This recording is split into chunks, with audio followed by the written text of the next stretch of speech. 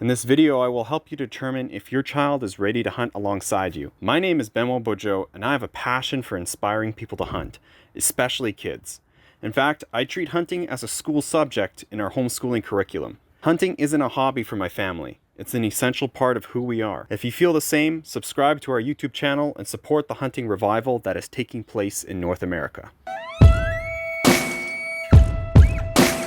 Into the dark, through the terror of the art, through the quiet of the woods, the beating of my heart, through the cold long years, the pain and the tears, through the power of disguise, element of surprise, to the patient skill, the power of the will, to the sorrow of the death, the glory of the kill, at the rise of the sun, the arrow to the gun, the father to the son, we were born to hunt.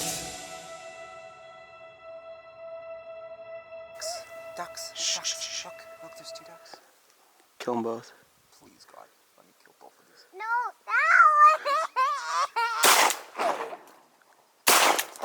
Xavi, is it time to go? Savvy, we're still hunting. There's lots of birds still left. We don't want to leave yet. We have to keep shooting birds. no.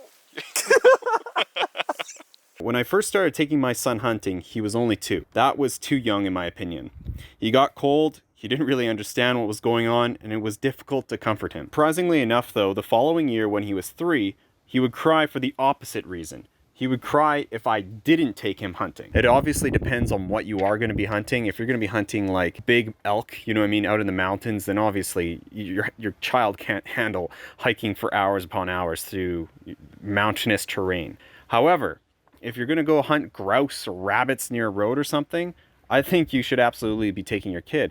Now, my first tip, number 1, is to take them scouting, right? The stakes aren't as high. You're not trying to actually harvest something. You're just trying to figure out what's in the area, where can I hunt, where should I set up.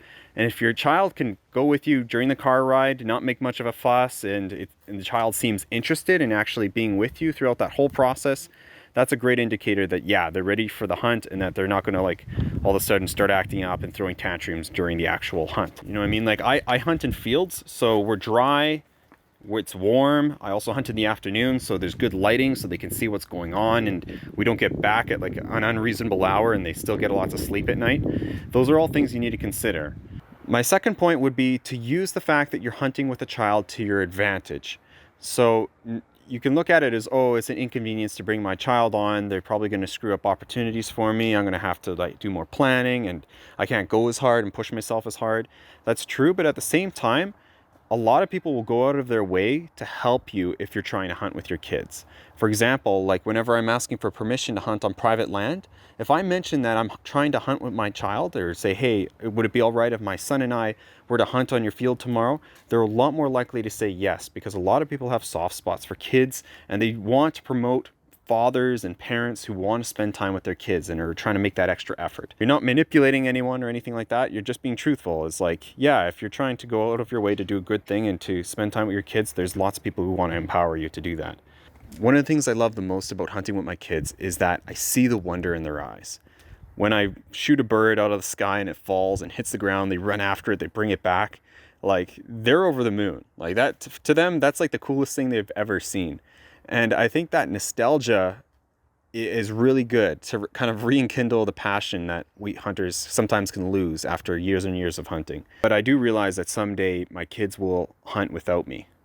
And perhaps it might be part of helping them grieve. You know what I mean? Like when I pass away, if they're missing me a lot, they can go out there and they can go hunt. Right? Like when my son will see the sunrise and you'll see the geese coming towards him and he hears them and he shoots them and he has a limit of birds and he's there with his children, he'll feel like I'm still there with him. Don't miss this opportunity. There's a very small window in time during your children's formation where you can actually really get them hooked on hunting. Make time for your children, make time for those opportunities to hunt with them. It's worth the inconvenience and you'll never regret it.